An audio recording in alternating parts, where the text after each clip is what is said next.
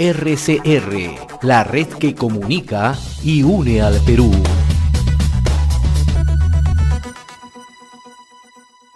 Le damos la bienvenida a esta hora a Miguel Ángel Ibarra, politólogo, analista en temas políticos. Le agradecemos, como siempre, la amabilidad de compartir esta comunicación con RCR, Red de Comunicación Regional. Miguel Ángel, qué gusto saludarte. Gracias por atender la comunicación con RCR. Muy amable. Gracias, José, por la invitación. Muy buenas tardes a todos los oyentes. En medio de toda esta incertidumbre que estamos viviendo en el país, ¿no? ¿Cómo ves, cómo trazas en perspectiva la situación, ¿no? El presidente va a tener que presentarse esta tarde ante el Congreso, pero ayer también se aprobó una moción de vacancia presidencial, ¿no? Entonces, ¿cómo trazas el escenario inmediato en los próximos días? ¿Cómo se viene la relación ejecutivo-legislativo, ¿no? Porque esto además se ve ya de una otra manera con las informaciones que da a conocer la prensa, ¿no? En el sentido que Carolina López habría, ¿no?, indicado que ha recibido presiones aparentemente de parte de gente muy cercana a Aníbal Torres Vázquez, lo que de una u otra manera genera una configuración de escenario más que compleja, ¿no? Efectivamente, José, como tú lo has mencionado, hay una gran inestabilidad política ahorita en ambos lados, tanto en el Congreso de la República como en el Poder Ejecutivo. El presidente indiscutiblemente está en una situación muy complicada a propósito de la declaración de Carolina López, también del allanamiento de la casa de sus sobrinos que ha pasado hace poco, hace unas horas, así como también por el tema del cuestionamiento a dos ministros, ¿no?, el de Transportes y Comunicaciones que tuvo que salir, así como el de Salud. Entonces, que digamos que de una u otra manera el escenario para el presidente no es el más propicio políticamente, tiene que responder por bastantes cosas más que por las cosas que ha hecho, porque va llegando casi un año y poco ha hecho por liderar, digamos, algún sector de la política pública en este año. No ha habido un impacto fuerte en educación, por ejemplo, no hemos logrado vencer el tema del COVID y la enseñanza. En tema de salud no hemos crecido tampoco mucho. En tema de inversión pública, digamos que hemos estado en piloto automático y el trabajo de la empresa privada ha dado el crecimiento que hemos tenido. Entonces no hay un logro, digamos, fuerte, contundente, evidente del presidente que permita generar ese liderazgo y esa legitimidad que él necesita en este momento. Lo que ha pasado con él es crisis tras crisis, 4 gabinetes, y en realidad tiene muy complicado. Pero por otra parte, el Congreso le da cierta estabilidad. ¿Y por qué razón? Porque los 87 votos que requieren para vacar al presidente no se tienen y lo más probable es que tampoco se tengan. O sea, lo que ha podido lograr la oposición es sí conseguir los votos necesarios para que la admisión de la moción de vacancia pueda ser debatida en el Congreso, para que el presidente pueda ir, digamos, a sustentar su defensa respecto a las acusaciones en la moción, pero difícilmente alcanzaría, digamos, los votos necesarios como para poder vacarlo. Tendría que votar, aunque sea uno de su agrupación política y uno de Juntos por el Perú contra él, para poder alcanzar los 87 votos y que prospere la vacancia del presidente. Entonces, técnicamente, digamos, y políticamente tendría que ser, digamos, su discurso de hoy muy malo o salir una denuncia mucho más fuerte en el transcurso de las semanas que pudiera cambiar el escenario de su propia bancada y de los aliados que tiene en el Congreso para que esa votación se revierta y sea contundente. ¿A qué podría apelar el presidente esta tarde, Miguel Ángel? ¿A qué podría apelar? Porque estamos en una etapa de golpe y contragolpe, ¿no? Cuando conocimos el día sábado que el presidente del Consejo de Ministros solicitaba acudir al Congreso, todo el mundo dice le ganó la iniciativa al Congreso. Ayer el Congreso aprueba la moción de vacancia, ¿no? Pero adicionalmente anoche se conocen todos estos hechos que tienen que ver con temas judiciales, pero asociados a la política, ¿no? Entonces, ¿a qué puede apelar en esta circunstancia el presidente? ¿A seguir negando o a transparentar? A ver, este escenario nos recuerda en parte lo que pasó con Vizcarra cuando disolvió el Congreso pasado, que lejos de esperar que el Congreso lo golpeara, golpeó primero. Recuerdan, aunque fue inconstitucional, pero fue muy político y políticamente logró cerrar el Congreso.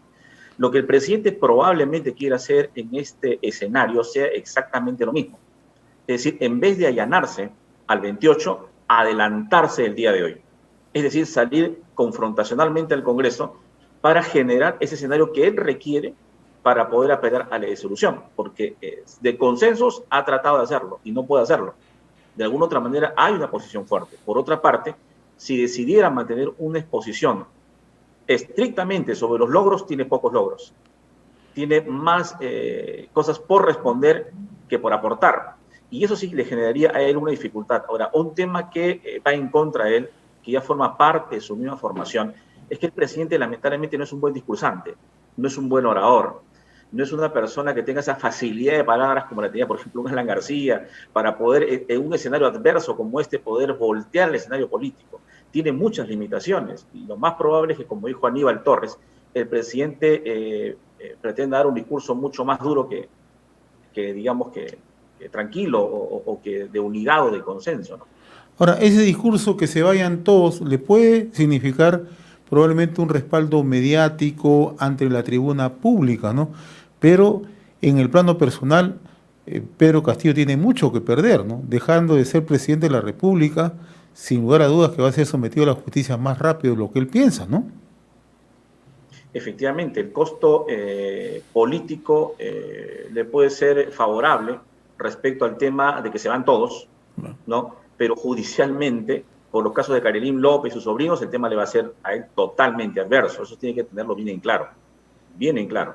Aquí el tema central es que el presidente va a defender su status quo, va a defender su estructura como tal, y probablemente el Congreso tenga más temor de ser cerrado que de, digamos, lograr la vacancia, por cuanto, como te comento, no llegaría a los 87 votos. Si tú haces una suma, un cálculo aproximadamente del voto de bancadas, te darás cuenta que no llegaría a los 87 votos. Y eso es un tema que al presidente, entre comillas, podría darle cierta tranquilidad, ¿no?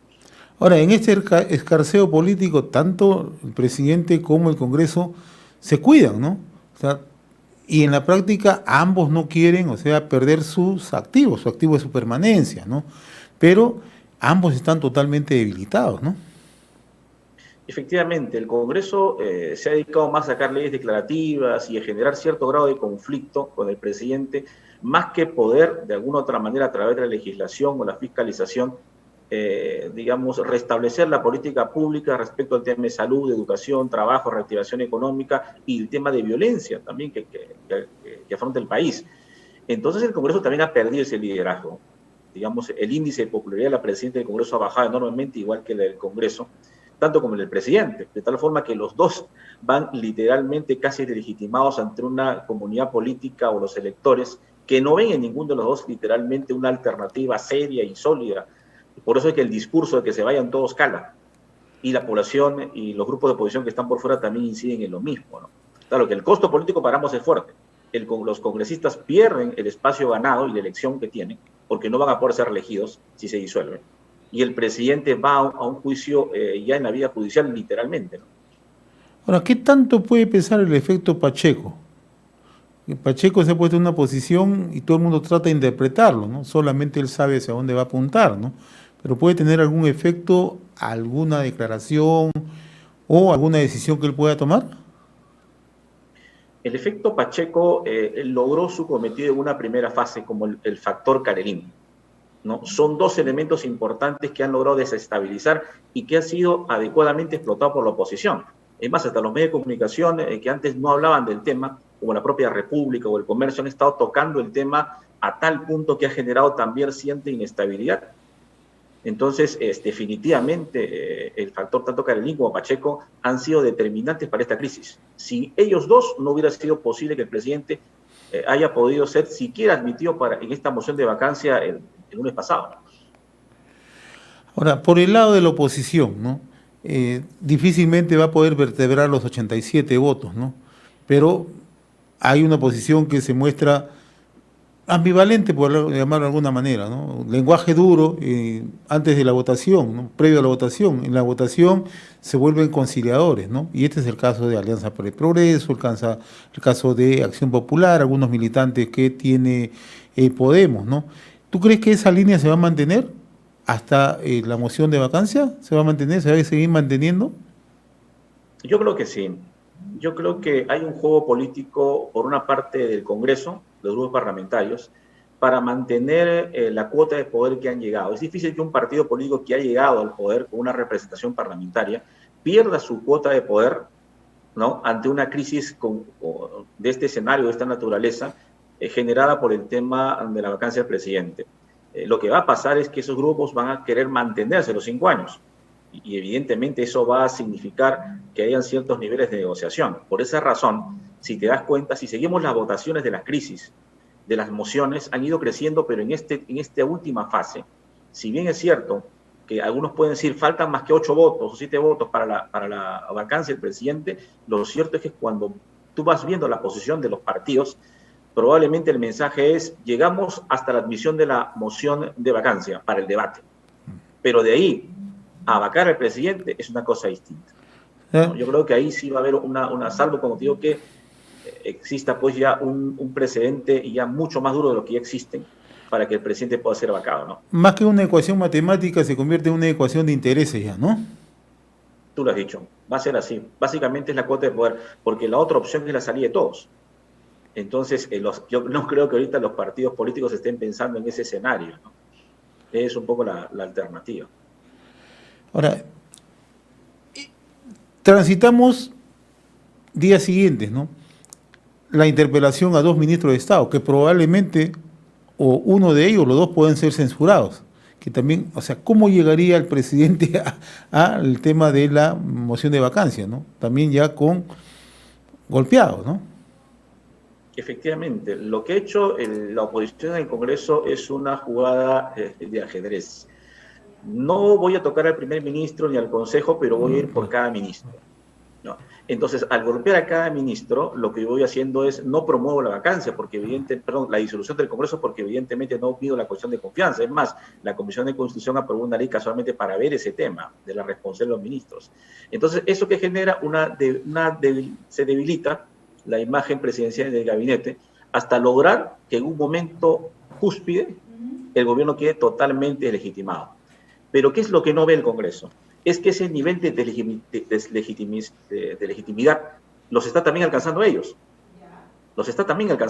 Y no han tenido una estrategia para poder ganar ese espacio que quisieran y poder concluir con su proceso. Por esa razón que no hay, digamos, un liderazgo efectivo por parte de ellos. Y el otro escenario que ambos apelan, ¿no? Pero que también es bastante tibio o inexistente, la calle, ¿no?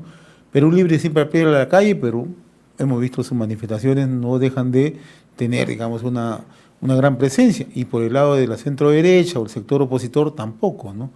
Satisface mucho las expectativas, ¿no? Lo que pasa es que, vamos a analizar las convocatorias. Las dos últimas convocatorias, tanto los que plantean la vacancia como los que defienden al presidente, no han tenido el impacto mediático que debieron tener. O sea, en términos de convocatoria y de participación, ¿no? ¿Por qué? Porque por una parte, López Aliaga, que representa Renovación, es el que promueve junto con Avanza País este movimiento. Ellos, al parecer, han llegado a todo el punto de extremismo que la población los ve de esa manera. Entonces no existe, digamos, una legitimidad que ellos quieren encontrarla. Y lejos de fortalecer la propuesta de la vacancia, lo que hacen es debilitarla, ¿no? Entonces, esa situación es vista por la población de una manera adversa. Por otra parte, en el caso del presidente, cada vez que es una movilización, esta movilización no, digamos, le resulta favorable a él, ¿no? Porque dicen, ha traído camiones con portátiles, con parlantes grandes frente al Congreso, y en ambos casos la estrategia no les está funcionando. Entonces, eso ya es más que evidente ahora, y lo que queda es lo que el presidente pudiera decir el día de hoy, que va a tener que ser escuchado por la presidenta del Congreso y por el Congreso con mucha acuciosidad, porque va a depender de eso la decisión que viene, porque te he dicho algo muy claro, hay 2 ministros que están en ciernes ahorita, y lo más probable, lo más inteligente para el presidente sería cambiarlos, y lo más desafortunado es mantenerlos para aumentar la crisis. Sí. Una crisis que también podría ser aprovechada por él, como pasó con Del Solar, recuerdo. Así es. Muy bien, mi estimado Miguel Ángel, como siempre, muchas gracias por aceptar esta invitación de RCR, Red de Comunicación Regional. Vamos a estar pendientes a lo que ocurre esta tarde, 5 p.m. en el Parlamento Nacional. Muchas gracias, un abrazo a la distancia, RCR, la red que comunica y une al Perú.